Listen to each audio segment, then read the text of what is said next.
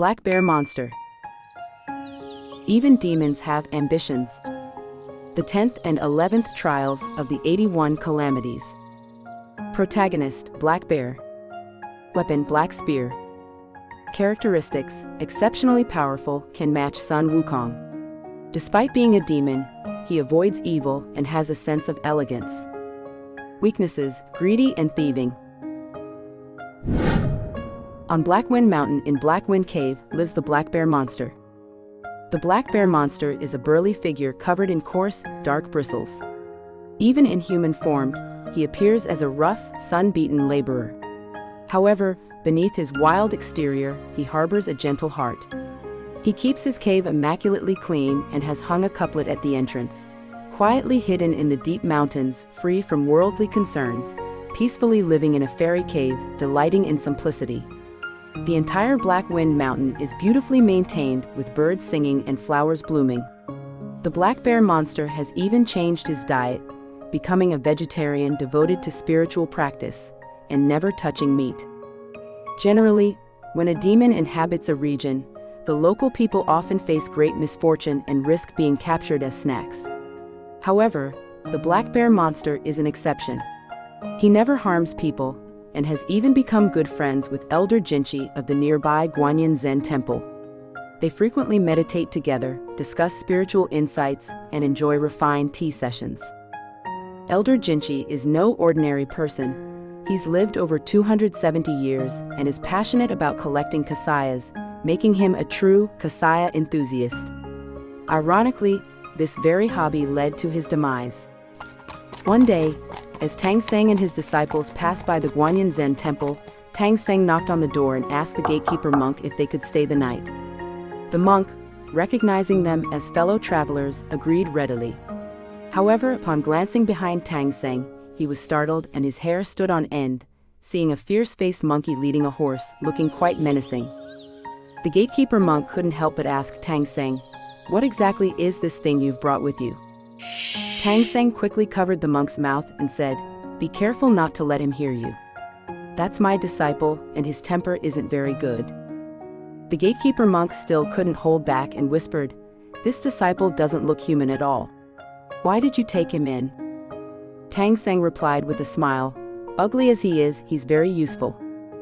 When they entered the temple, Elder Jinchi received Tang Sanzang and his disciples. While chatting with Tang Sanzang, he asked, "I've heard that the Tang dynasty is rich in treasures. May I ask what valuable items you have brought with you?" Tang Sanzang humbly replied, "We don't have any treasures with us." Upon hearing this, Monkey King was displeased and said, "Master, who says we have no treasures? Isn't your kasaya a treasure?" The monks in the temple burst into laughter upon hearing this. They said, "Our Elder Jinchi is the top kasaya collector in the world. No matter how precious your kasaya is, it's not rare here."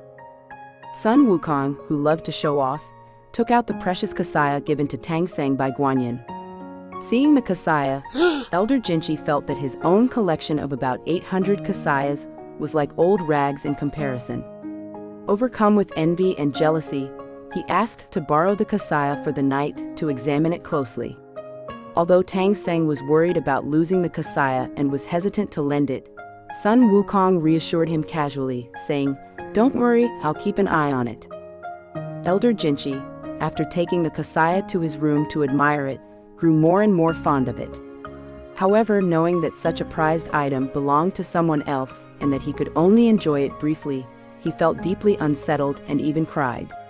Seeing this, one of his disciples suggested a ruthless plan: set a fire at night to kill Tang Sanzang and seize the kasaya for themselves. Elder Jinchi agreed to the disciples' plan and sent him to set fire to where Tang Sanzang and his party were staying that night.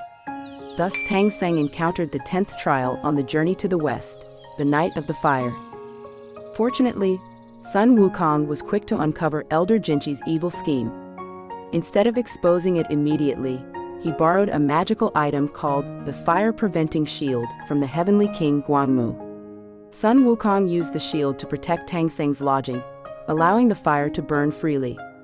As a result, Tang Sanzang remained unharmed while the entire Guanyin Zen Temple was reduced to ashes. When Elder Jinchi's wrongdoing was exposed, He was so ashamed that he ended up committing suicide by smashing his head against a wall. That night, while the black bear monster was sleeping in his cave, he was suddenly awakened by a red glow at the cave entrance. He thought, "I've only been asleep for a little while, how can it be morning already?" Stretching lazily, he walked out of the cave and saw that it wasn't dawn, but a massive fire engulfing the Guanyin Zen temple. The flames reached the sky, painting the whole area in a bright red. The black bear monster thought, "Since I'm friends with Elder Jinchi, I can't just stand by while his place is on fire." He rushed to the Guanyin Zen temple and went straight to Elder Jinchi's quarters. At that moment, Elder Jinchi was outside, directing his disciples to set the fire. The black bear monster, seeing that Elder Jinchi was not around, was about to leave when he noticed Tang Sanzang's precious kasaya. The black bear monster, recognizing the valuable kasaya as a Buddhist treasure, decided to steal it. This became the 11th trial on the journey to the west, the loss of the kasaya. The most dangerous food, Sun Wukong. Black bear monster took the precious kasaya back to Black Wind Cave, feeling very pleased and eager to show off to his friends. Early the next morning, he went to find his two friends, the white snake demon and the gray wolf demon, to invite them to admire the kasaya. As the three demons were walking along, discussing the kasaya, a short monkey-like figure wielding a golden rod suddenly appeared and shouted, "So, it was you who stole my robe? Take this, a strike from my staff." Black bear monster and gray wolf demon reacted quickly and ran away, leaving only the white snake demon behind, who couldn't escape fast enough. She was struck dead by the golden rod. The one who killed her was none other than Sun Wukong. After the fire at the Guanyin Zen temple, everyone discovered that the robe was missing. Tang Sanzang was furious and scolded Sun Wukong, "You filthy monkey, didn't you say you would take responsibility if the kasaya was lost? Now it's truly gone. What are we going to do?" Sun Wukong knew he had done something wrong and quickly said to Tang Sanzang, "I'll go look for it, I'll go look for it."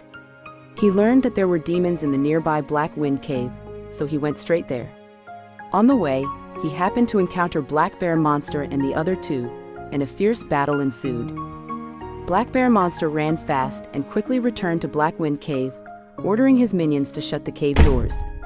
Soon after, Sun Wukong's voice could be heard from outside, cursing loudly. He insulted Black Bear Monster, saying that he was so black he looked like someone who dug coal or painted walls. Sun Wukong threatened to kill every last demon in the cave if the kasaya wasn't returned. Black Bear Monster, enraged, opened the door and began to argue with Sun Wukong, saying, "You Sun, what are you being so arrogant for? You were just a stable keeper. It said that one shouldn't hit the face or expose someone's weaknesses when arguing." Sun Wukong had once served as a stable keeper in heaven, which was his biggest blemish and the most hated topic. Hearing it, he immediately grabbed his iron rod and started to fight. Black Bear Monster fought with Sun Wukong for over 10 rounds. On the surface, it seemed like an evenly matched battle, but Black Bear Monster knew that if the fight continued, he might not stand a chance against the short monkey. He shouted, "Hey Sun, it's already noon, time for lunch. Let me finish eating before we continue." With that, he quickly ran back into Black Wind Cave. Black Bear Monster hid in the cave, eating and drinking heartily, and refused to continue fighting with Sun Wukong. Sun Wukong tried many methods to retrieve the stolen kasaya, but the monster proved to be quite skilled, making it difficult to deal with him. Left with no other options, Sun Wukong had no choice but to seek help from Guanyin Bodhisattva in the southern sea. As Sun Wukong and Guanyin made their way to Black Wind Cave, they encountered Grey Wolf Monster along the way. At that moment, Grey Wolf Monster was disguised as a Taoist priest, planning to visit Black Bear Monster's cave to see the kasaya.